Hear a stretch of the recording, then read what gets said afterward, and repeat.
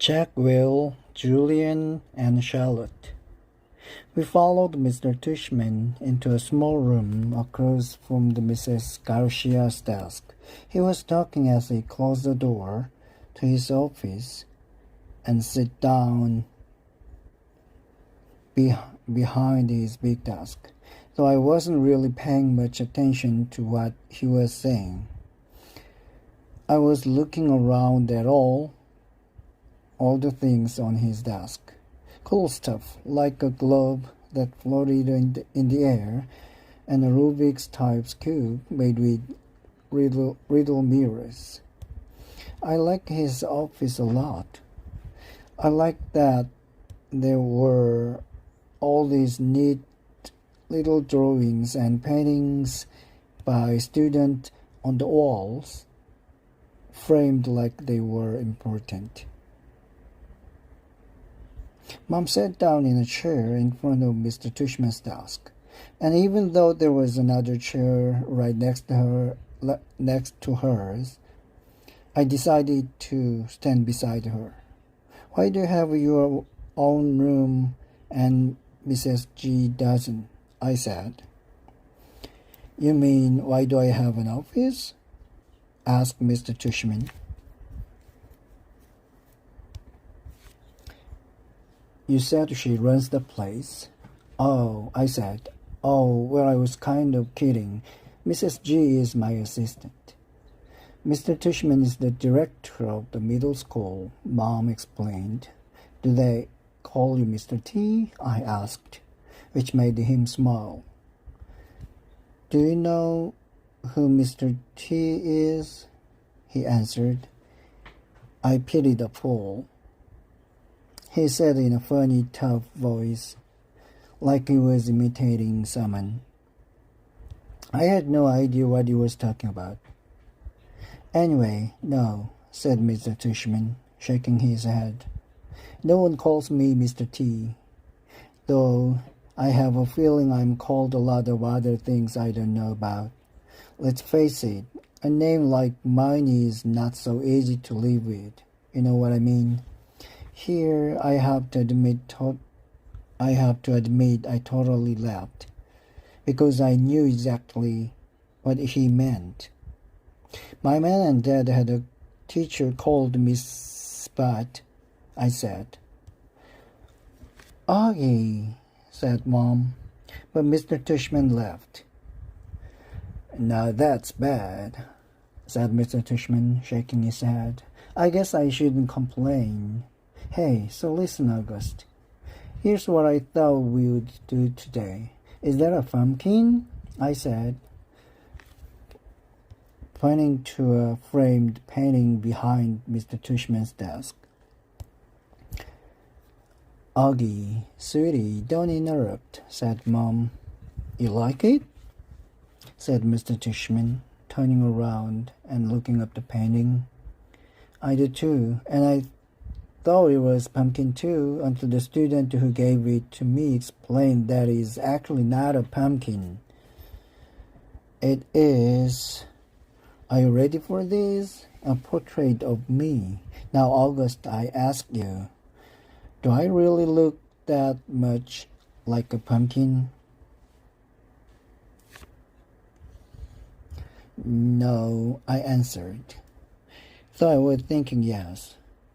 Something about the way his cheeks puffed out when he smiled made him look like a jack-o'-lantern.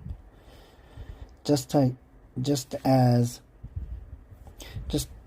I thought that, it occurred to me how funny that was. "Cheeks, Mr. Tushman."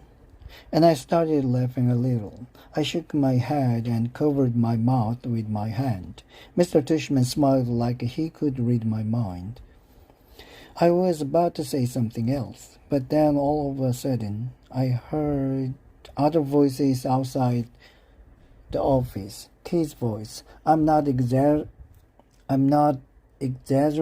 when I say this, but my heart literally started beating like I'd just run the longest race in the world.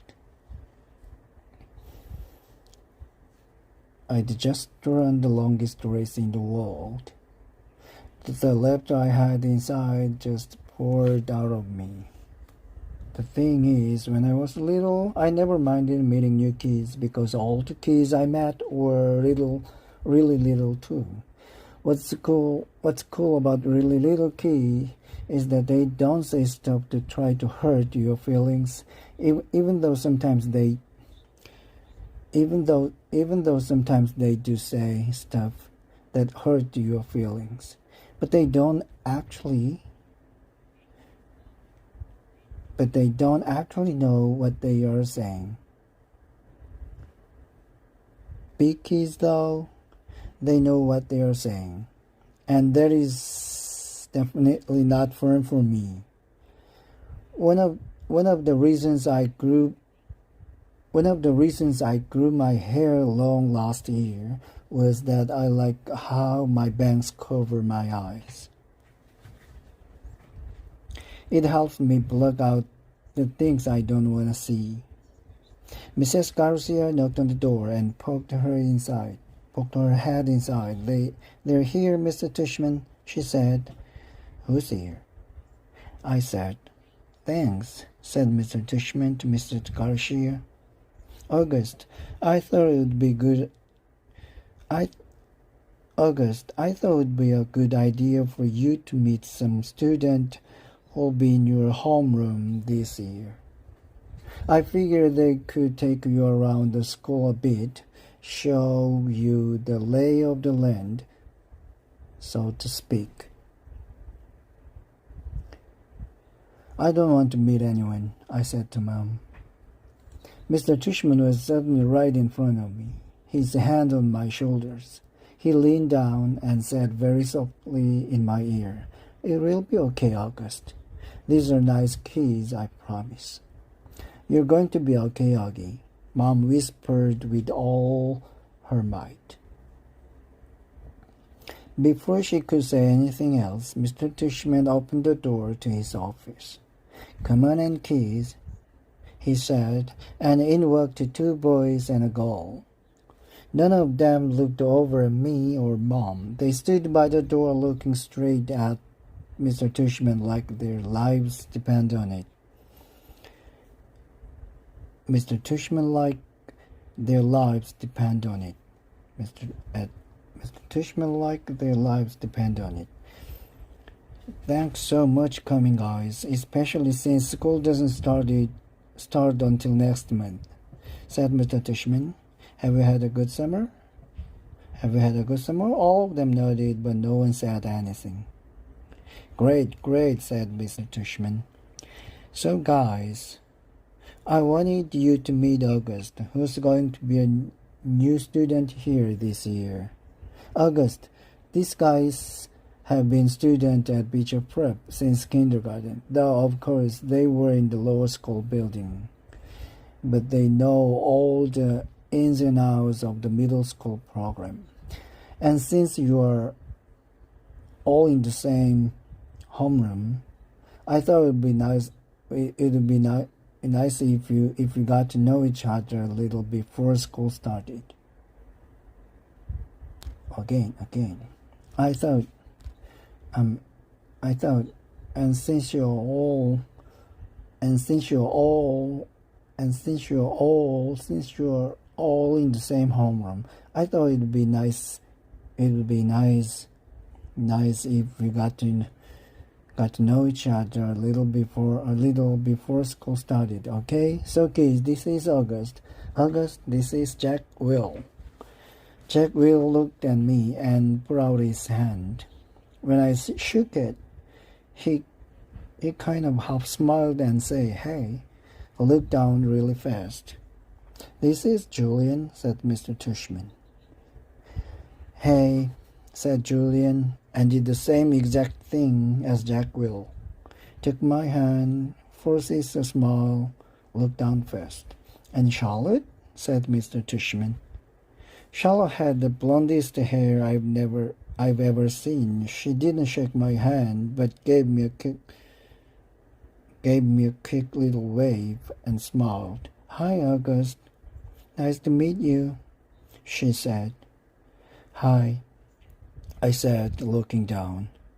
She was wearing bright green Crocs. So, said Mr. Tushman, putting his hands together in a kind of slow clap, what I thought you guys could do is take August on a little tour of the school. Maybe you could start on her third floors.